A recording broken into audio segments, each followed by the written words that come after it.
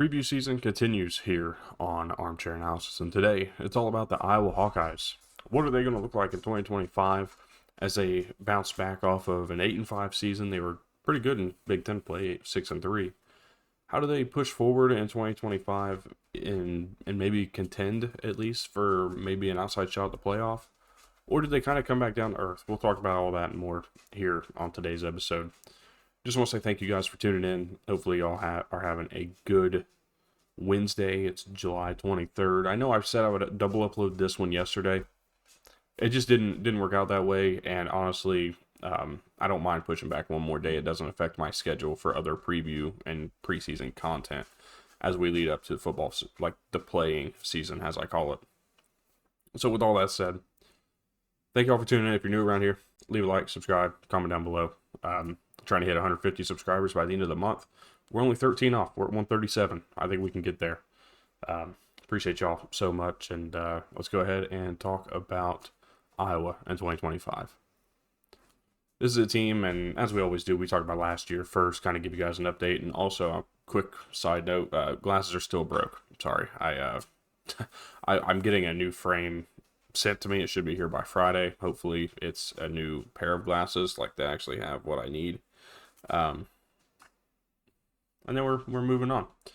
So this is a team last year, 8-5, 6-3 in Big Ten play. They were a pleasant surprise, but they also had they had a lighter schedule. We'll talk a little more about that later down the line. This team averaged 27.7 points per game. That's 72nd in college football. And you might say, oh, that's not that impressive, but for Iowa it is. This is a team that prior to this has not been over 25 points per game.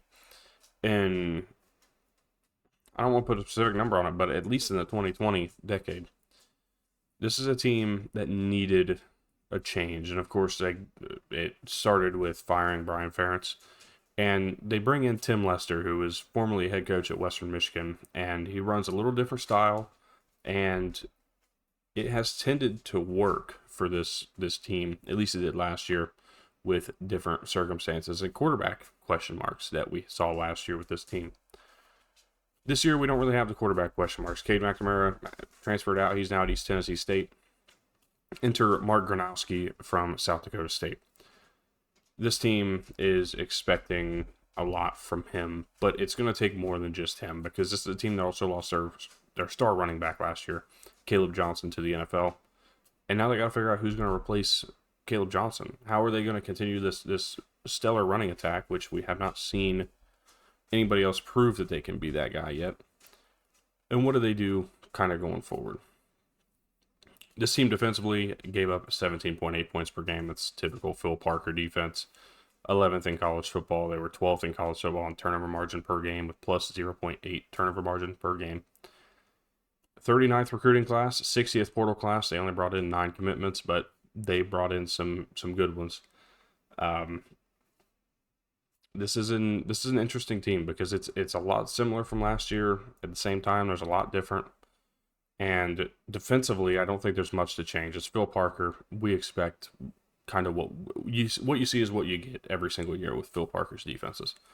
As for the offense, Tim Lester, this is a little different. He doesn't have a star running back to lean on this year. How do they push forward? How do they become good in a schedule that is much more difficult than last season's? When you look at this team, Kamari Moulton's expected to be the star running back and really get, I'd say, the majority of the carries. I'd be surprised if he's not above 70% carries in 2025, at least out of the running back room itself. Reese Vanderzee, Jacob Gill are the 2 returning starters at wide receiver, with Seth Anderson and Dayton Howard expected to be starters or play a considerable amount themselves. Addison Astrangas coming back at tight end. He's expected to be kind of I don't want to say a big play guy, but a kind of a safety valve guy. He's proven himself over the last couple of seasons as a guy who I think they can trust, especially in that tight end room that seems to be loaded every single year. So kind of just going off recent history.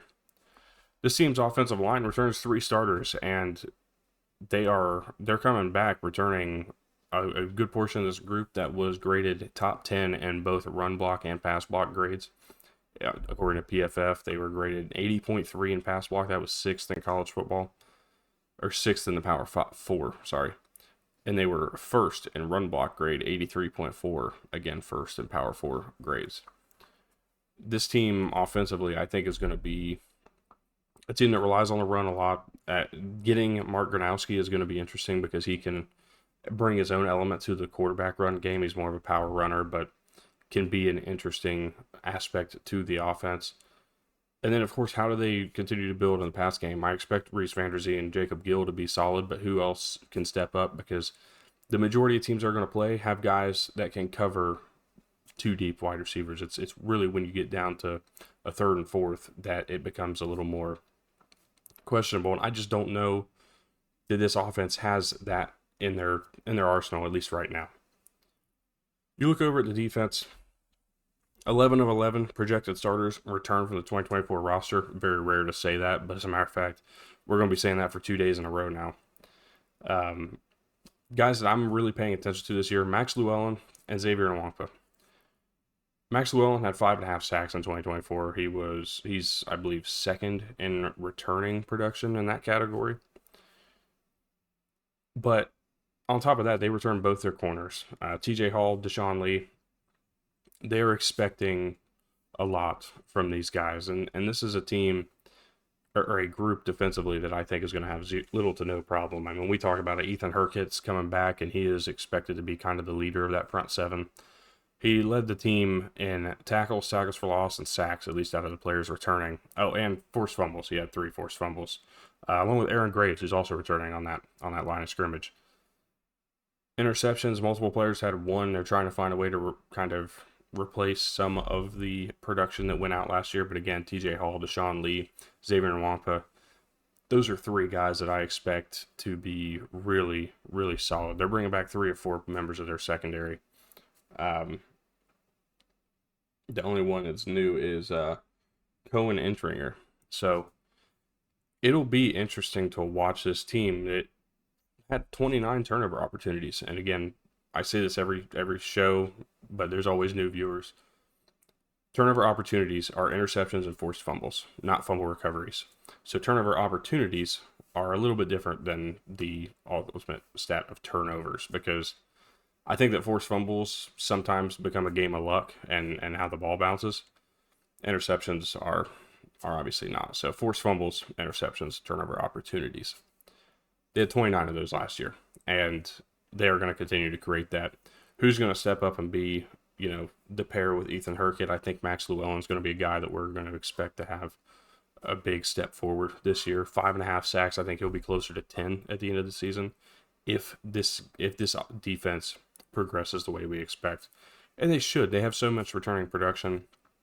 5 starters, 2 of which on the defensive line, and then 3 of them in the secondary.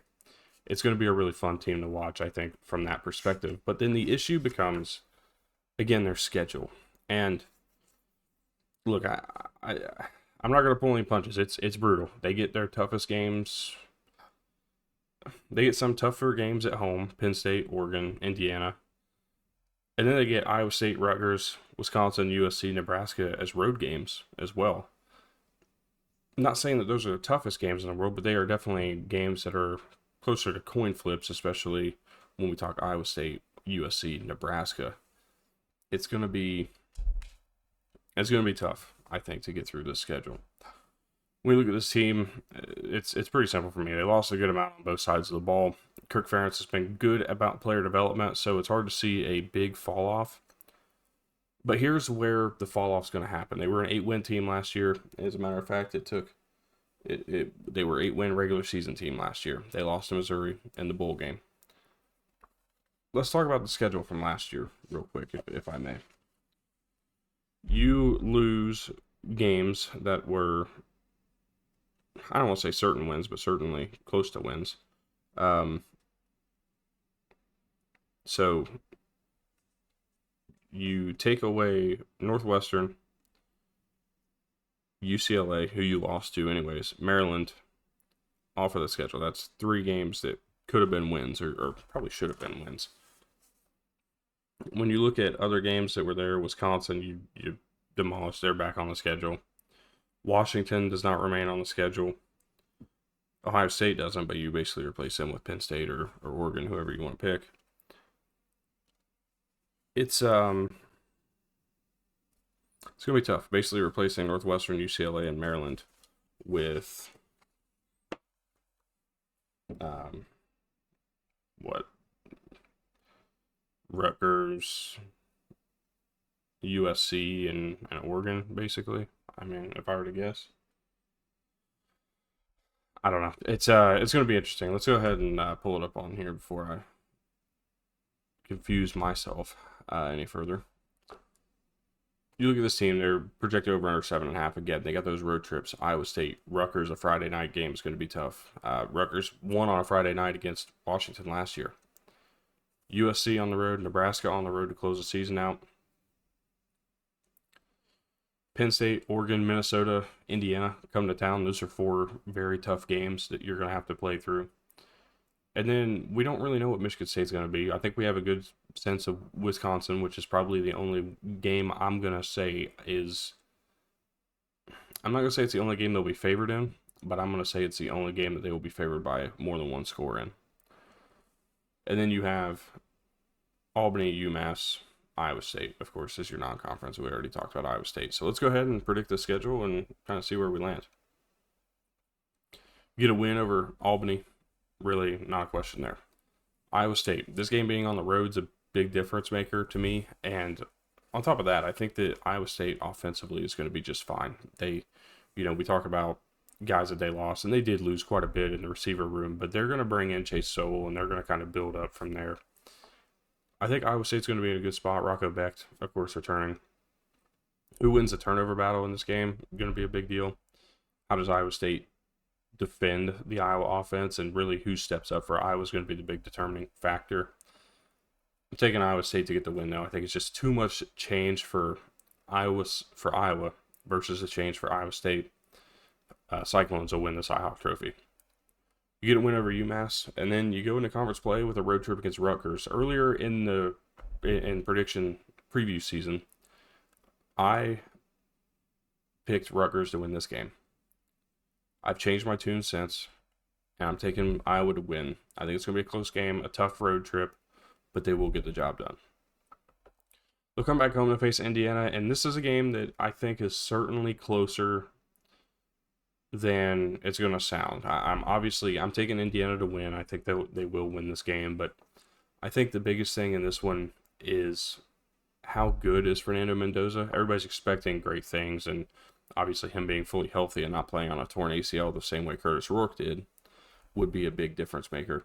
How does Indiana play this year? What do they look like? How does their defense play? I think they'll be just good enough to get the win, but this is probably an early upset territory game. If you're talking about Iowa pulling off at least one in Kinnick Stadium, this is probably the one. They'll get a road trip against Wisconsin. I think they'll win that game. I just think they're much better than Wisconsin. Wisconsin doesn't improve off of last year. Iowa just has more returning production, I think would be the word I'd use. You come back home, face Penn State. I just don't see them winning this game. It might be closer. It may be within 2 scores, but I think at the end of the day, this Penn State team is just too experienced, too loaded to really lose this one. Minnesota, this is another game kind of like Indiana, kind of like Iowa State, where it could really go either way. And I'm giving them the win at home. I'm giving Iowa the win at home. But this is a game that I think could certainly go the other direction. I love this Minnesota running back room. I think their defense is going to be really solid. Just trusting in the fact that this home field advantage, Kinnick Stadium, gets them to Florida Rosedale. Move on and face off with Oregon at home, and this is another one. This is coming out of a bye week. I think this one could be another upset spot. Again, we always talk about Iowa gets one upset in Kinnick every year. Certainly this could happen. I just don't see it happening. I think Oregon's going to be too good. At this point, Dante Moore is going to have 2 months, 9 games into his season at this point. What will the Ducks look like? How will he be playing? I think Oregon will be able to get the job done. Go on a road trip to USC. I think they're going to lose this one as well. At this point, again, similar. Jade Maab is going to have almost be through a full season of play? How is he going to be able to be playing? Will Iowa be able to play up to this offense and the USC offense and their projected explosivity? Might be the word I'd use. It'll be interesting. I think it's a close game, but at the end of the day, USC gets the job done.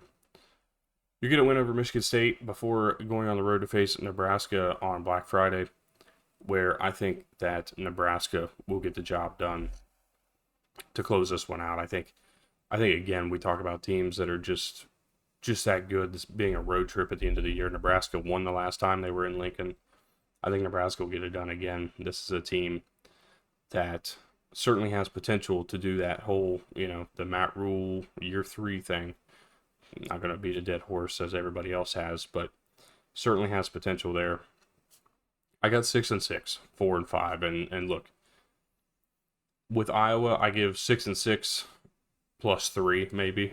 This is a team that could certainly go and win every game they're favored in, and just lose to Penn State, Oregon, USC, or Iowa State, Penn State, Oregon. It certainly could go that way.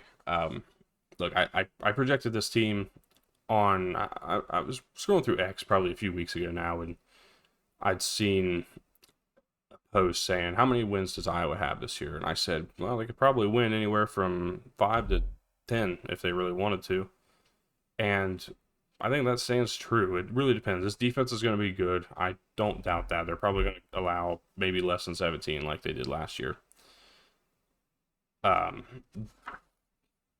But man, it's just it's going to be interesting. This is a brutal schedule, a brutal pull for a team that probably is better than 6-6 on paper, but unfortunately, the way people always say it, I think Josh Pate's one that says this very, very frequently.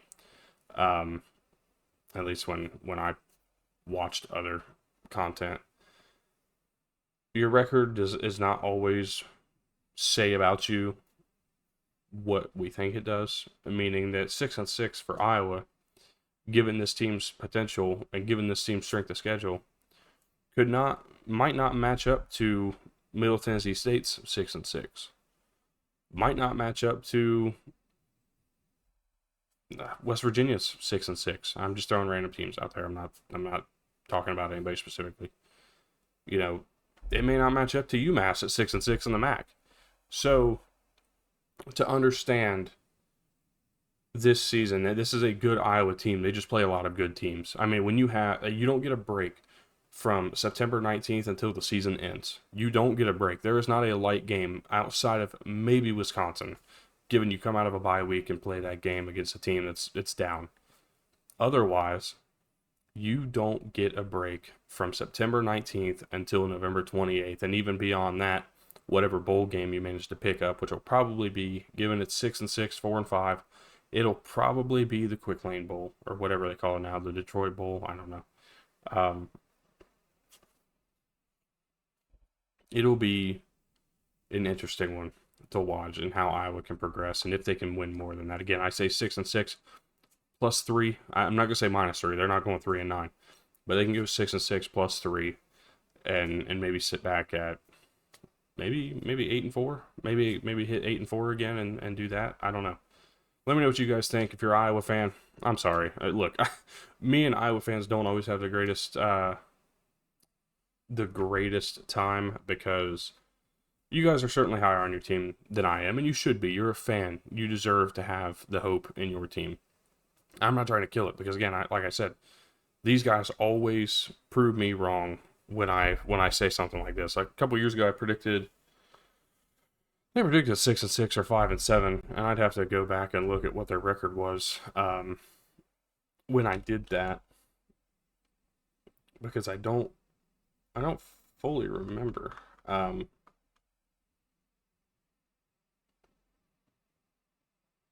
Let's see, what year was it? 2022, I think it was. Had to have been. It was either 2022 or 2023. But either way, they went 8-5 and 10-4 in both of those years. So I mean, I am not good at being right about this team. And let's be real here. The last 4 seasons for Iowa have been 10-4 in 2021, They lost in the Big Ten Championship, lost the Citrus Bowl.